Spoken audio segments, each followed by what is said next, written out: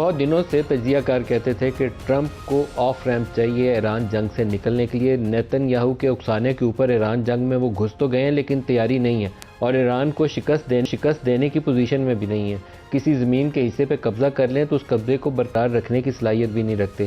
روزانہ دھمکی دیتے تھے کہ ہم خارگ آئی لینڈ چلے جائیں گے. خارگ آئی لینڈ میں ممکن تھا گھس جاتے لیکن باڈی بیگز اٹھائے بغیر وہاں گھسنا بھی ممکن نہیں تھا اور وہاں بیٹھنا روزانہ لاشیں اٹھائے بغیر وہ بھی ممکن نہیں ہے. تو اس کے بعد ٹرمپ صاحب نے انٹرویو دیا جس میں وہ کہتے ہیں کہ ان کے اہداف اچیو ہو گئے. ایران کو انہوں نے تباہ کر دیا اور 2 سے 3 ہفتے میں میکسیمم انہوں نے کہا 2 ویکس ہو سکتا ہے نہیں تو 3 ویکس کے اندر وہ اس جنگ کو ختم کر دیں گے. آج رات کو 9 بجے اپنے امریکہ وقت کے مطابق ہماری کل جمعرات کی صبح ہو جائے گی انہوں نے امریکی قوم سے خطاب کرنا ہے.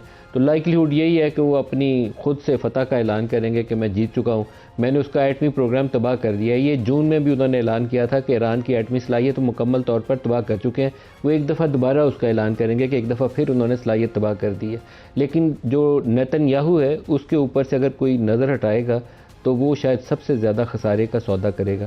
پچھلے 10-12 سال کی نیتن یاہو کی جتنی سپیچز ہیں, جتنے اس کے واشنگٹن کے وزٹ ہیں, ہر وزٹ کا اختتامی جو ان کی سٹیٹمنٹ ہوتی ہے اس میں وہ کہتے ہیں کہ اس ریجن میں سب سے بڑا خطرہ ایران ہے اور ایران کے پاس ایٹمی ہتھیار ہے.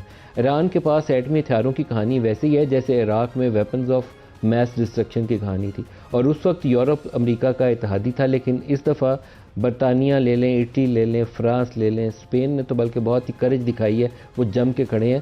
باقیوں نے بھی اس کو اپنی بیسز دینے سے انکار کر دیا اور سٹارمر نے تو کھلے اعلان کہہ دیا کہ یہ جنگ ہماری جنگ نہیں ہے. پہلے سٹارمر کا سنیے کیا کہتے ہیں, پھر آپ کو ٹرمپ کا بیان سناتے ہیں. دکھائیے گا. This is not our war. We will not be drawn into the conflict. That is not in our national interest. Whatever the pressure on me and others, I'm going to act in the British national interest in all the decisions that I make. The impact of this war will affect the future of our country. Trump اور Marco Rubio بڑا clearly بتا رہے ہیں کہ وہ ایک تو اس جنگ سے نکلیں گے, دوسرا وہ کہہ رہے ہیں کہ نیٹو کو چھوڑنا شاید بیونڈ کنسیڈریشن اب ہو گیا, وہ کسی بھی وقت اس کا فیصلہ کر لیں گے جیسے ایران جنگ سے نکلیں گے. سنیے ٹرمپ کیا کہہ رہے ہیں.